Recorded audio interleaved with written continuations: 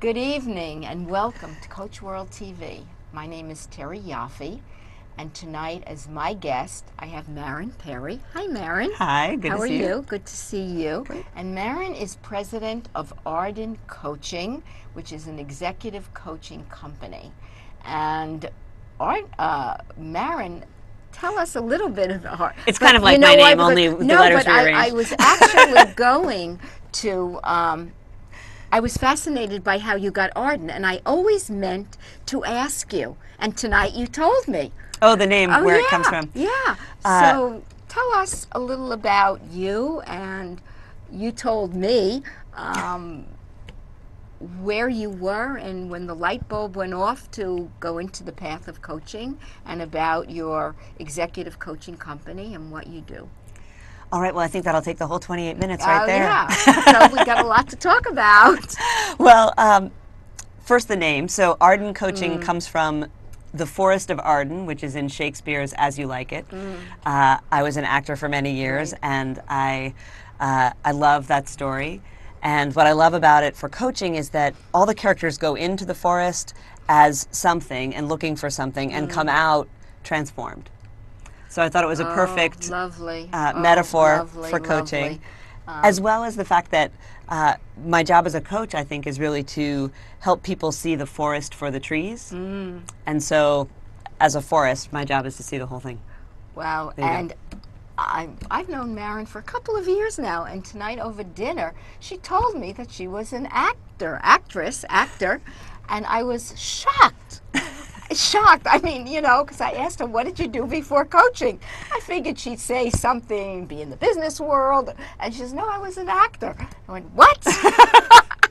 Surprise. Really, it was. It was a huge surprise. And then I've always meant to ask you about Arden. Where did the name come from? And tonight you told me, and I love the metaphor. Love the metaphor. Thanks. It's beautiful. Thank you. Because that's true. We do take our clients kind of into the forest where they're not quite sure about, you know, where they're going. And lions and tigers and bears. Right, but uncover, their own. And uncovering and then coming out into an open field of change and transformation. That's the idea. Yeah.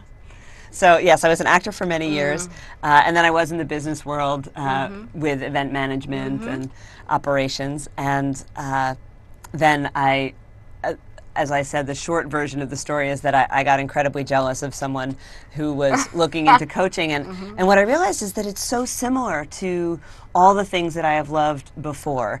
You mentioned acting, so specifically what it has to do with acting in my mind is that it's a developmental field.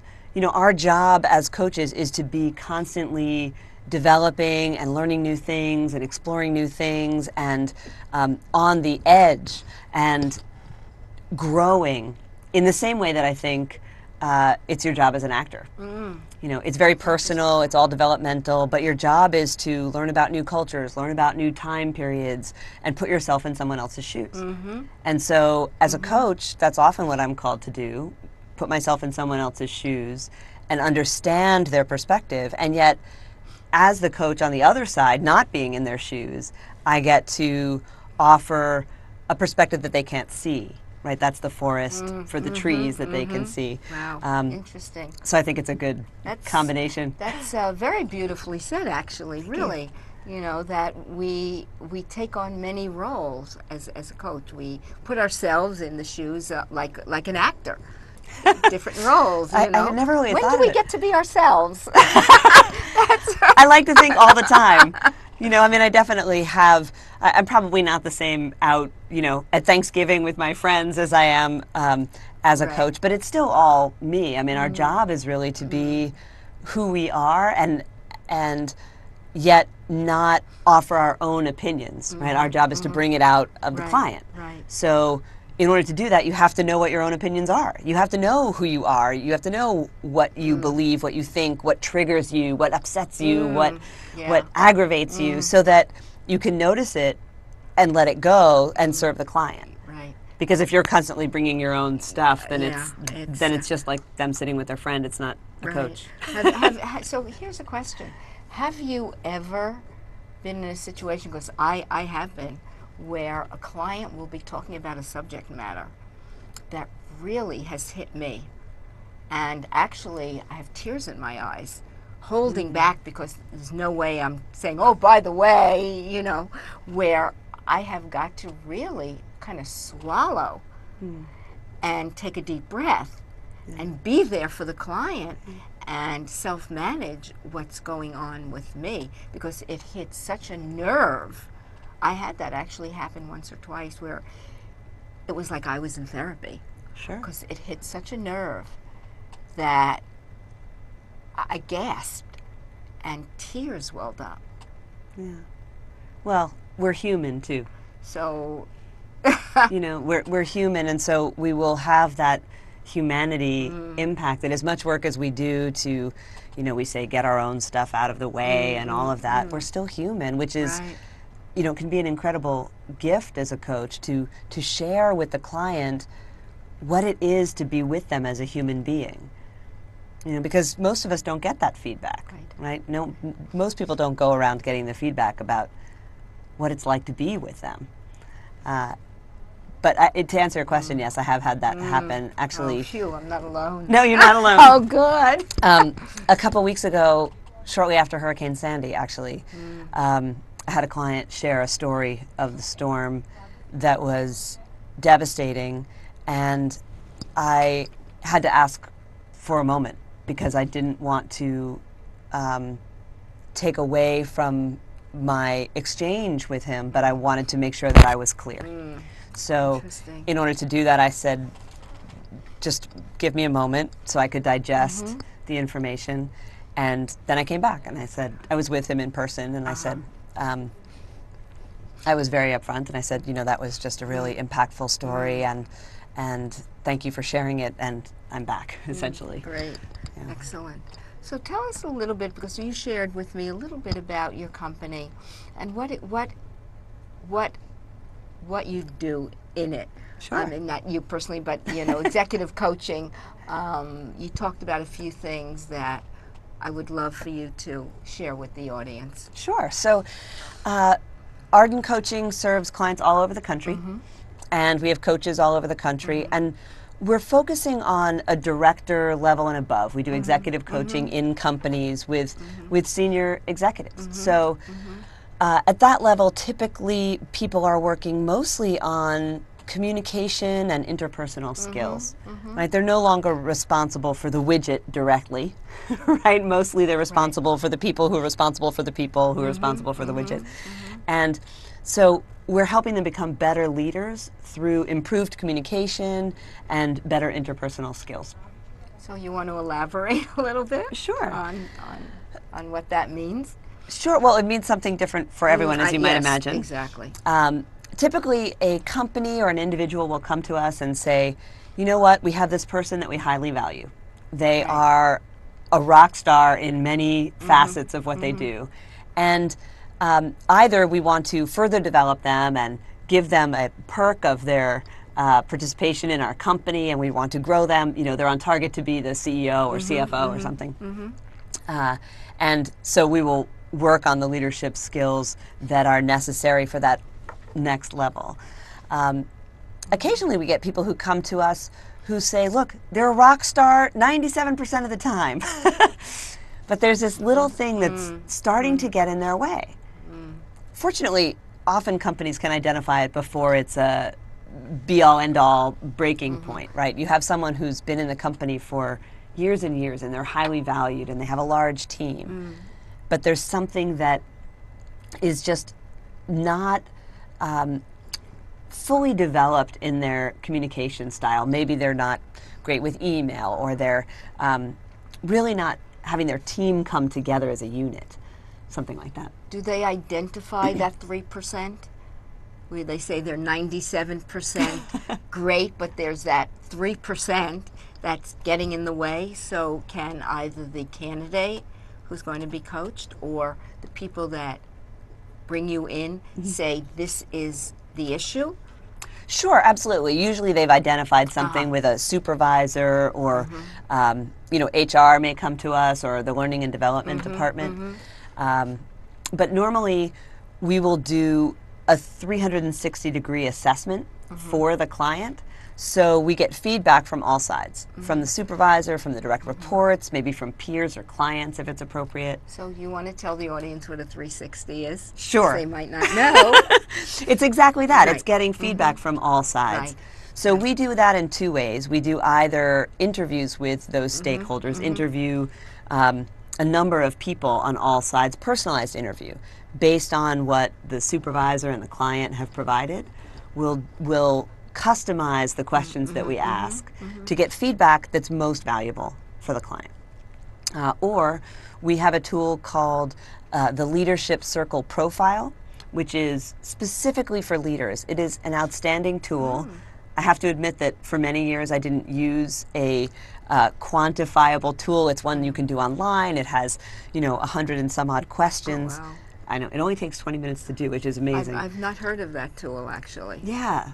I know, it's We'll not... have to talk about that offline. Okay. I'll give you a little tour.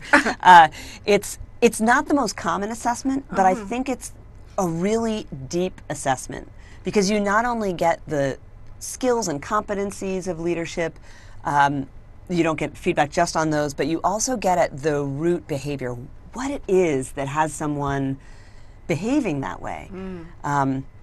What are their core beliefs? What is it that you really want to get to? You want to get to that rich set of beliefs that informs our behavior. Because if you can impact... Core values. Exactly. So if you can get at those beliefs, that informs the behavior. So the behavior will shift if you can shift the core belief. Otherwise, you're just kind of dealing with the icing and not getting to the real cake. Right, exactly.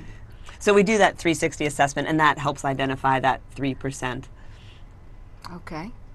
Do you ever find that when you do the 360, can the client agree or disagree more with what people are saying, or they don't see it, and they go, "What? That's not true." I mean, I'm exaggerating, obviously, but it's an astute question. I mean, I typically have clients agree with a large amount of it. Clients assess themselves as well as having other people assess them, so you get to see the difference, you get to see where people are totally aligned. Everybody agrees that you're great at strategic vision, right? And then maybe there's a gap in maybe team building, right? So the person thinks they're great at team building, but their team comes back and says, maybe not 100% powerful here. So we want to look at those areas where there's a gap. But as you know, as coaches, our job is to ask the questions. So, I'll ask a client, you know what, your team seems to feel that your work-life balance isn't as strong as you think it is. What do you think that's about? And, the client may come back with something that I had no idea about. They'll say, oh, well, I work virtually, so my team really wouldn't know about that. No. Okay. So, absolutely. They get to say, how much feedback they align with. And sometimes that is the most valuable part of the discussion, right? The fact that you don't see things the way that other people do. Right. And that's the gap. Do. Well, that's true. But, that may be the gap to work on, right? Because if it doesn't really matter in a lot of ways what you think you're saying if everybody hears something else, right? Because you need them to perform to do your job. You need your direct reports to understand what you say, or your boss to understand what you say. So your communication might be off, where you think that you're saying something and everyone hears it, but they're really maybe misinterpreting what you're saying. Right. So our job is to be the mirror so that the client can actually see what shows up on the other side, right? What the other person is experiencing. Because again, it doesn't really matter if you're speaking French but people hear German. You're not going to be communicating what you think you are. Exactly. So we also talked about measuring these tangibles, that they're intangible, some of these soft skills, as we've just been talking about. But how do we measure the tangibles in these soft skills? Yeah, it's challenging. I think it's a place where a lot of people have questions, and honestly, I think it's a place a lot of people give up. right, that a lot of coaches and clients give up because it's just challenging to do. To say, for example, you can measure a hard skill, right? You can measure how many times you can hit a ball with a baseball bat, or you can measure skills. You can measure how fast you type. Soft skills, communication skills, interpersonal skills, those things that we call soft skills. People often go to a subjective place. They say, well, I want to feel like I'm a better communicator, or I want to feel like people respond to me better. It's a little challenging, especially in the workplace where you're working toward a tangible result and a bottom line. That's pretty insufficient. So we work to actually quantify some of those things. Now you want to have a subjective measure as well, probably. You want to go to the supervisor partway through or at the end of an assignment or both and say, have Jane's communication skills improved? Right, that's a subjective measure. But you also want to look for the things you can quantify. Like maybe if you're looking to team build, the percentage of times that people speak up in a staff meeting will go up. Or your team's reports will suddenly start showing up on time, right, more frequently. And you can measure those things. Absolutely. Because often the thing that people are interested in is beyond the communication skill. It's not just that they want to be a better communicator. They want to be a better communicator so that something, right, so that their team gets the reports completed on time, so that they can take on more, so that they can plan for the following year, right? It's something that they want way beyond simply being a better communicator. Right, it's what the better communication will provide. Right.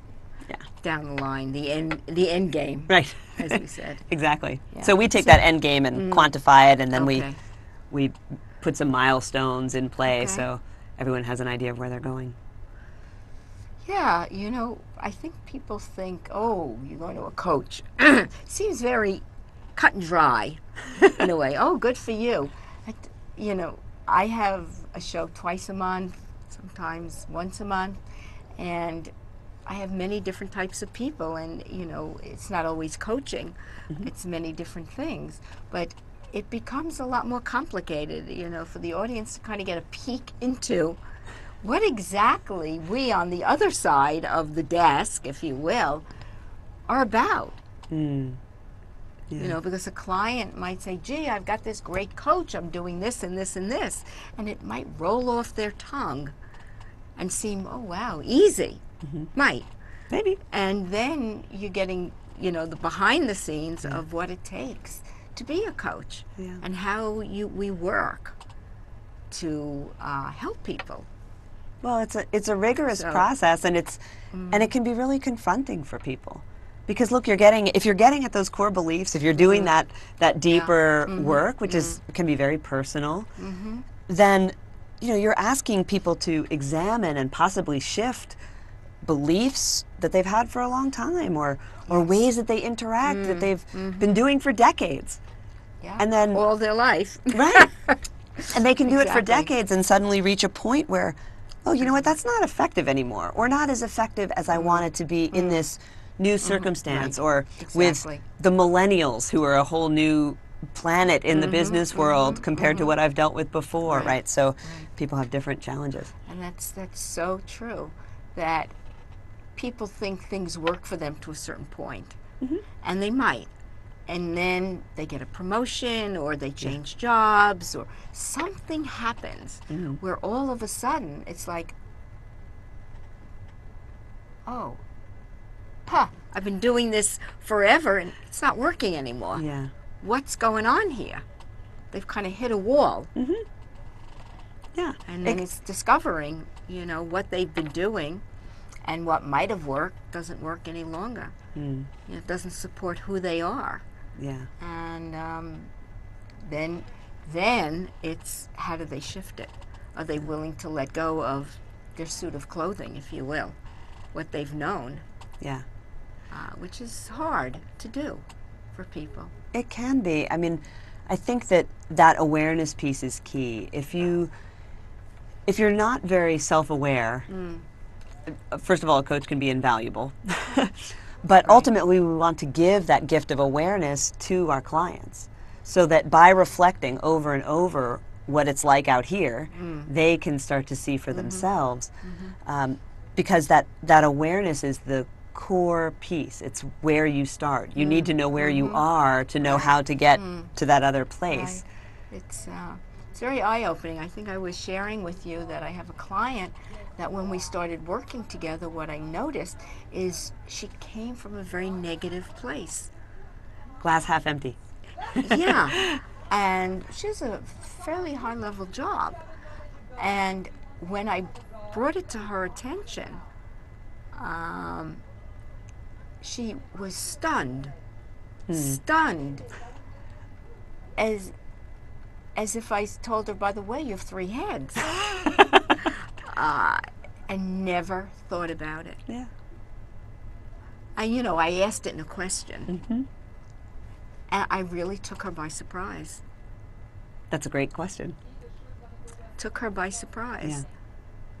And she said, oh my God, you're right. Yeah. Yeah, imagine. It's like the light bulb went off. That's right. But yet nobody had brought this to her attention. Yeah. It's amazing. I mean, I think So- that's the power of coaching. You can say that bold thing, you can say that really clear thing that may seem to you as the coach the most obvious question, the most obvious reflection to someone. Glass half empty.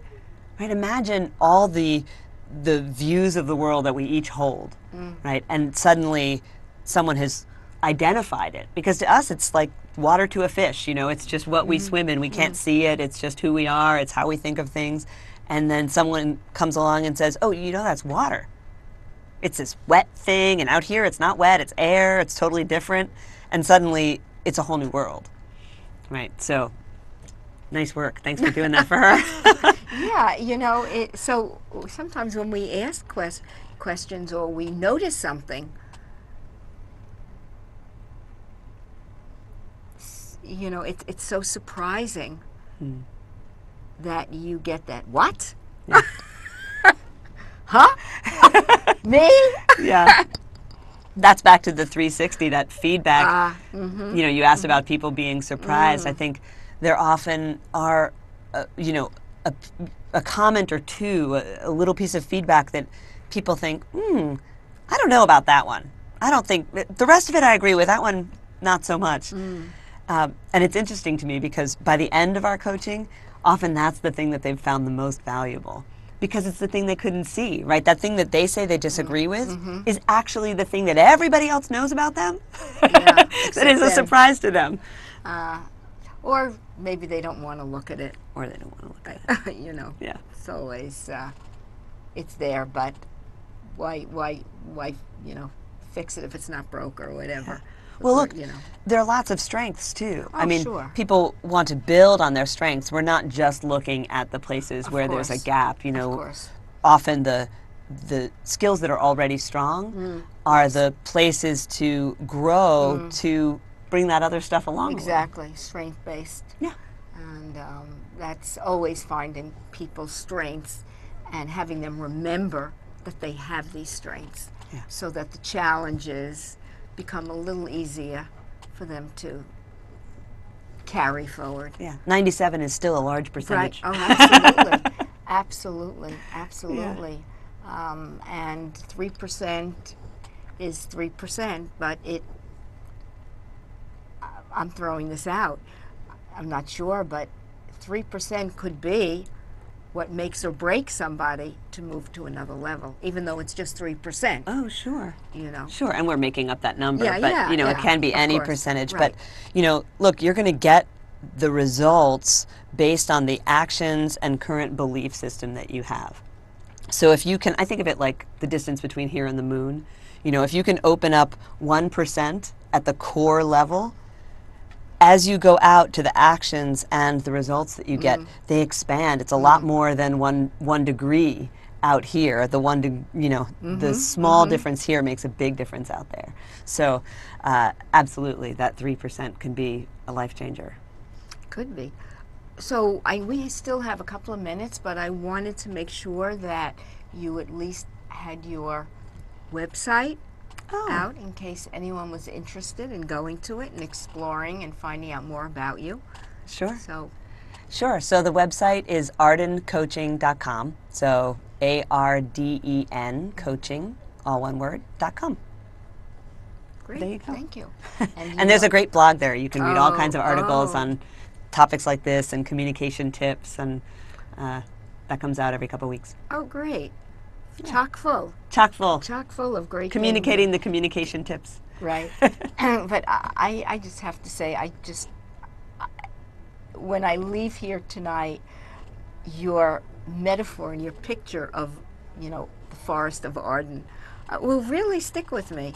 It's just such a beautiful metaphor. And how you actually came to it, to kind of take your love for acting and bring it forward to the coaching. It's like, in one word, you kind of combined two worlds. Yeah. It seems like a world away at this point, but I yeah, appreciate but, that. but that's it. It feels that way. Yeah. Yeah. That you take it, moved forward, what you love to do, and in the name, have kept it ever present. It's just a little homage. But it's very nice. Thank you. Very well done. Thank you. So we have another minute or two. What would you like to impart and share with our audience? Oh gosh, pressure's on. A one minute tip. We're going to say goodnight in a minute, but some last minute.